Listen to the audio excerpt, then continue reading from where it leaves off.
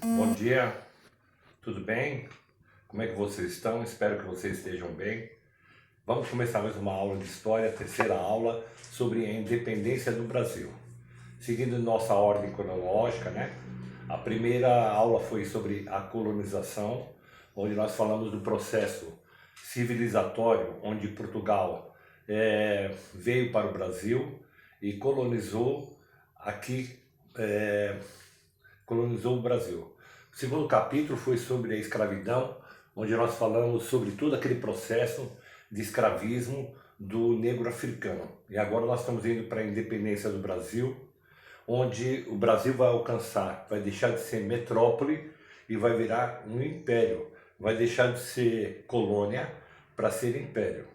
Então, a independência do Brasil surge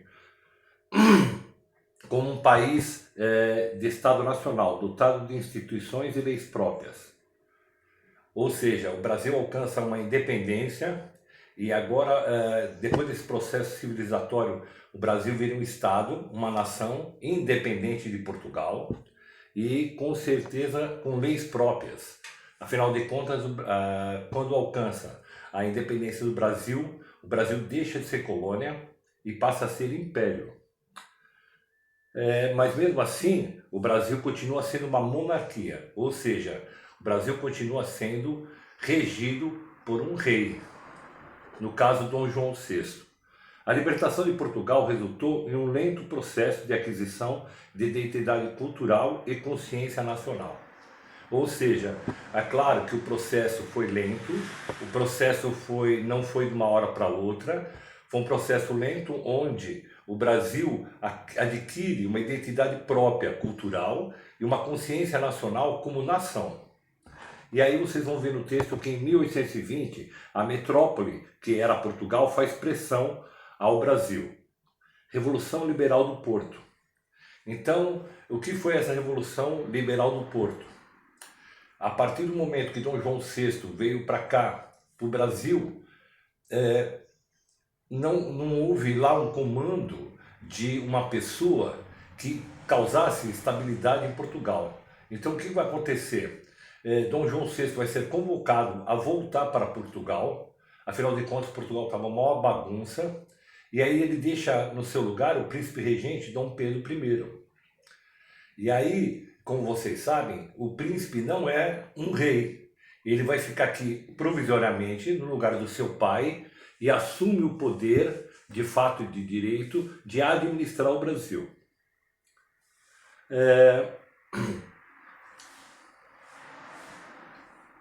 Período regencial. O príncipe regente vai ficar aqui por um período administrando o país. Mas aí o que acontece? Ele causa uma autonomia, ele quer ter autonomia de Portugal e ele começa a se rebelar contra a corte portuguesa. E aí o que acontece? Vem uma ordem de Portugal para diminuir os poderes do príncipe regente Dom Pedro. Dom Pedro não gosta nisso, e aí o que vai acontecer? Em 1820 vai existir duas correntes políticas.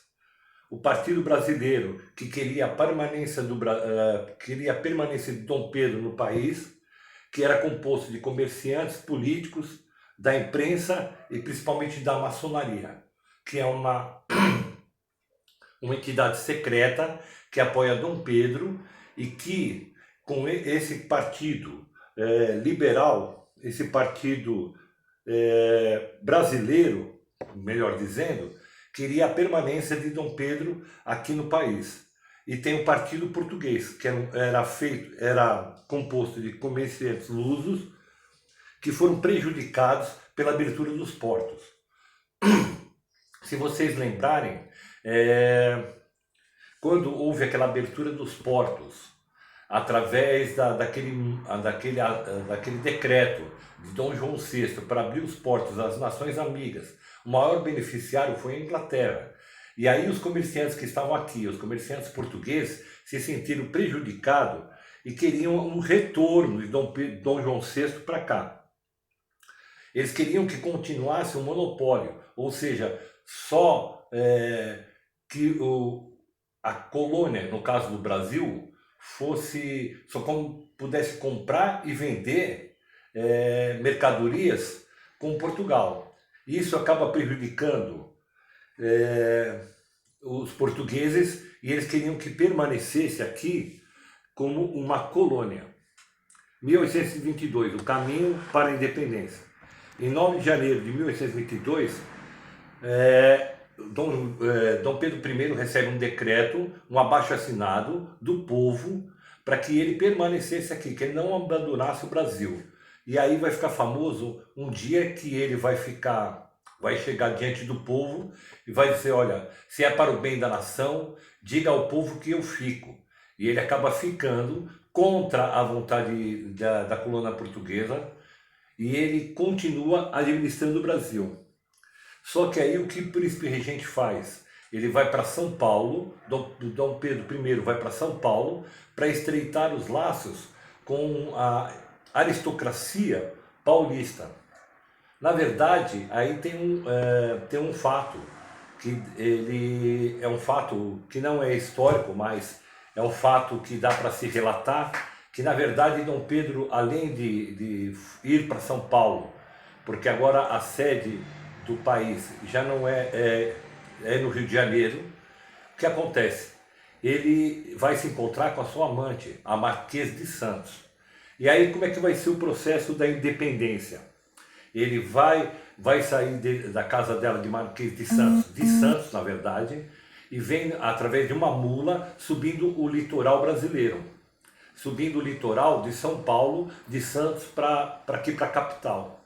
Só que acontece o seguinte, no meio do caminho ele sofre vários mal súbitos, ele tem uma crise de disenteria e ele chega aqui em São Paulo montado numa mula e não num cavalo, como está no quadro que vocês vão observar de Pedro Américo, e ele, muito debilitado, no riacho do Ipiranga, ele vai empunhar sua espada junto com os seus apoiadores e vai proclamar a independência. Independência do quê? A independência total e restrita do Brasil de Portugal.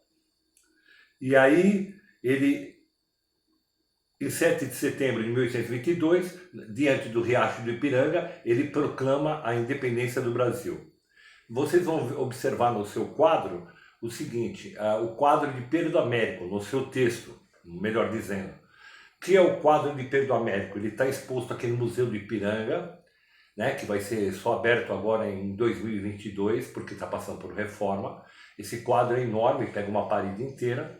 E lá descreve esse momento, Pedro Américo, que é um paraibano, né? Descreve do jeito mais romântico, do jeito mais estético esse quadro. Ali não diz a verdade, porque naquela época não existiam os dragões da independência, como estão ali, aquelas pessoas usando aquele chapéu com rabo de cavalo.